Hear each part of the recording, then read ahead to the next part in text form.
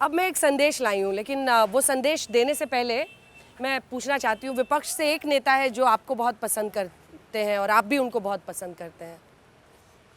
आप ही ने बताया है आपको पॉलिटिशियन के तौर पर पीके अच्छे लगते हैं। अच्छा, राइट। प्रशांत किशोर, हाँ, उनका एक संदेश है मेरे पास, ये संदेश उन्होंने भेजा है आपके लिए। Are you serious?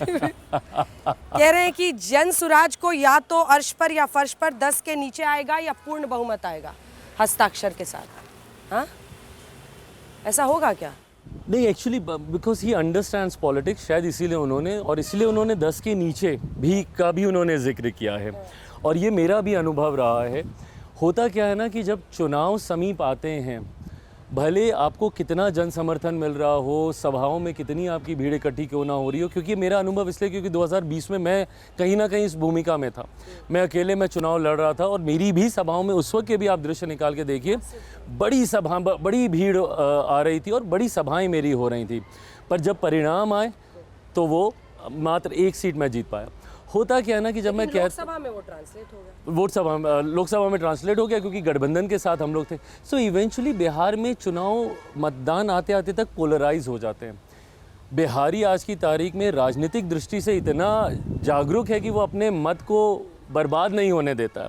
तो जब उसको पता है, जब उनको पता है कि आइदर ऑफ द अलायंस ही जीतेगा, तो मैं किसी तीसरी पार्टी को, भले मेरे विचार उससे मिलते हों, भले उस वक्त उन्होंने मुझे ये भी बोला कि भैया हम जिताना तो आपको चाहते थे पर आपको इतना वोट नहीं मिलेगा कि आपका प्रत्याशी जीत जाए, तो इसीलिए हम इसको वोट दें। वोट बर्बाद नहीं करते। तो वोट बर्बाद नहीं करें। पोलराइजेशन हो जाएगा, किस बात पे पोलराइजेशन होगा?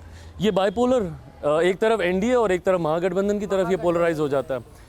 उसके बाद कोई तीसरा दल। आपने पिछली बार कहा था कि मुझे इसलिए अच्छे लगते हैं कि वो जाति धर्म की बात नहीं कर रहे हैं, बट कल का उनका बयान आपको सुनाना चाहती हूँ। उन्होंने कहा है कि अगर मुसलमान बिहार में साथ दे दे तो हम नीतीश को यहाँ से उखाड़ फेंकेंगे और योगी को भी उखाड़। अब ये गलत है, अब ये वही है ना कि फिर आप बात कीजिएगा कुछ और जब चुनाव हारता हुआ आपको दिखेगा तो फिर आप भी उसी जाति पे आ जाइए। भाई चिराग पासवान ने आज तक तो कभी जात धर्म से समझौता नहीं किया। मेरा एक बयान दिखा दीजिए जहाँ पे जाकर मैं सिर्फ मुसलमानों को अपीस करने की मैं पॉलिटिक्स कर रहा हूँ या कहीं पर मैं सिर्फ दलित वोटर्स को मैं करने की मैंने तो हमेशा 14 करोड़ बिहारियों की बात की। मेरा पूरा Bihar first, Bihari first is based on that. 14 crore बिहारियों के विकास के ऊपर वो है। तो ऐसे में अगर ऐसे पढ़े लिखे लोग भी, बिहार की एक पार्टी, सबसे पुरानी पार्टियों में से एक राष्ट्रीय जनता दल, करती क्या है, मेडल की तरह सीने पे लेके चलती है एमवाई समीकरण को, जिसमें एम पूरी तरीके से सांप्रदायिक है, वाई पूरी तरीके से जातीयता को बढ़ावा देता है। यही तो है, उनके पास 18 + 14 32% पे तो वो स्टार्ट करते हैं।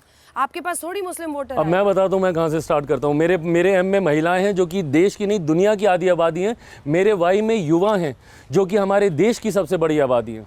मैं वहाँ से शुरुआत करता हूँ और मैं विश्वास रखूंगा कि मैं वहाँ से शुरुआत करता हूँ। कितनी मेहनत करेंगे आप इस बार बिहार के चुनाव में? जितनी की जरूरत पड़ेगी। सारी मेहनत नीतीश कुमार की, जान भी लगानी पड़े तो मैं लगाने को नीतीश कुमार के लिए। तो भाई हमारे गठबंधन के नेता वो हैं और एक ऑनेस्ट सहयोगी की बीजेपी वाले, चिराग पासवान, सब इतने नेता, पॉपुलर नेता, लेकिन मेहनत किसके लिए कर रहे हैं? नीतीश कुमार का CM banana. But this is how it is. हम लोगों ने लोकसभा में पूरी ताकत क्यों लगाई? ताकि मेरे प्रधानमंत्री एक बार फिर से देश के प्रधानमंत्री बने। गठबंधन का नेता तो कोई एक ही होता है ना, और सहयोगी दलों की भूमिका होती है। देखिए अंजना जी, मेरे बयानों को ना कई बार ऐसे भी प्रेजेंट किया जाता है कि अरे देखिए ये गठबंधन के भीतर ही ये कर रहे हैं। मैंने हमेशा से गठबंधन को मजबूत करने का काम किया। जहाँ पे मुझे लगा कि गठबंधन से कोई चूक हो रही है, एज अ ऑनेस्ट सहयोगी मेरी जिम्मेदारी है कि मैं बताऊं कि भाई इसको भी हम लोग एड्रेस कर लें, नहीं तो लोग संभवतः नाराज़ होकर दूसरी तरफ जा सकते हैं। मैंने सीमेंटिंग फोर्स का काम किया। अगर मैं ऑनेस्ट नहीं रहता गठबंधन के भीतर तो 2020 की तरह मेरे पास विकल्प है ना आज भी कि मैं अलग हो जाऊं। गठबंधन के भीतर रहकर जिस थाली में मैं खा रहा हूँ मैं उसी में छेद करूँगा, क्या मतलब है? Might as well change the plate ना। आखिरी के 3 छोटे छोटे सवाल, उसका छोटा छोटा जवाब।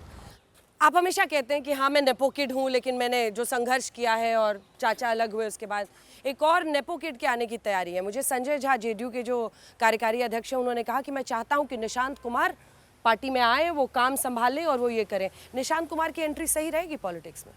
देखिए मैं कोई नहीं होता बेटे की, नीतीश की मैं इसके ऊपर कोई नहीं होता टिप्पणी करने वाला। ये फैसला निशांत जी को स्वयं लेना है।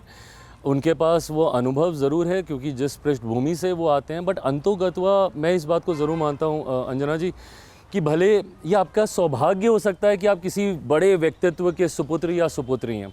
मेरे माता पिता बड़ा नाम है, ये मेरे लिए सौभाग्य की बात है, पर ये मेरी काबिलियत कतई नहीं है। मेरी काबिलियत मेरी मेहनत से होगी, मेरे परिश्रम से होगी, मेरे संघर्ष से होगी। अगर मुझ में वो काबिलियत होगी मेहनत करने की, संघर्ष करने की। आज से 3 साल पहले चिराग पासवान की पॉलिटिकल ऑब्चुरी लिखी जा चुकी थी ना, बड़े बड़े चैनलों में ये डिक्लेयर कर दिया था कि भाई Chirag Paswan is a close chapter. आज के बाद राजनीति में इसका कुछ नहीं होगा। डिबेट्स हुई थी, कई डिबेट्स तो आपने भी की थी, जहाँ पे मेरे बारे में ऐसी ऐसी बातें कही गई थी कि भाई चिराग पासवान का अब कुछ नहीं हो सकता। अपनी मेहनत अपने परिश्रम से यहाँ तक आया ना, अगर उनमें भी होगी तो वो आगे अंदर क्या था आपको 2020 के बाद, क्या लगा, कहाँ पे वो स्पार्क कहाँ से आया? देखिए, अब जिद तो खैर होती ही है। मैं अपने आप को उन सौभाग्यशालियों में से मानता हूँ कि मुझे अपने आप को प्रूव करने का मौका मिला। नेपो किड्स के साथ प्रॉब्लम क्या होती है कि एक वो इतने बड़े शैडो के नीचे रहते हैं, इतना बड़ा वृक्ष के वो नीचे रहते हैं कि उनको कभी अपने आप को प्रूव करने का मौका ही नहीं मिलता। वो हमेशा दूसरों के इंस्ट्रक्शंस लेके आगे चलते हैं। मैंने इसको अपॉर्चुनिटी में तब्दील किया, या तो क्राई बेबी बन के रोता रहता, बट मुझे लगा कि ये मौका है अपने आप को प्रूव करने का। सही गलत जो भी है, अब मैं फ़ैसले लूँगा और अपने फ़ैसलों को सही साबित करके दिखाऊंगा। उस जिद के साथ मैं आगे बढ़ा। आखिरी सवाल, आपके अंदर का कॉन्फिडेंस, जैसे उन्होंने लिख के दिया है, कितनी सीटें आती हुई दिख रही हैं आपको? Okay, so 225 plus, because this is 225 plus, इसमें से 30 सीटें आप लड़ रहे हैं। एम आई? मैं पूछ रही हूँ आपसे। सीट शेयरिंग पे क्या हुआ है? 30 चाहिए? नहीं, बिल्कुल नहीं। क्यों? कितना? 40? 50? मैं अपने आप को कम पे क्यों बांधूं? हाँ। गठबंधन में भाई मैं भी तो नमक का काम कर ही रहा हूँ ना। और बिना नमक के कोई दाल कोई सब्जी आपको स्वाद नहीं दे सकती।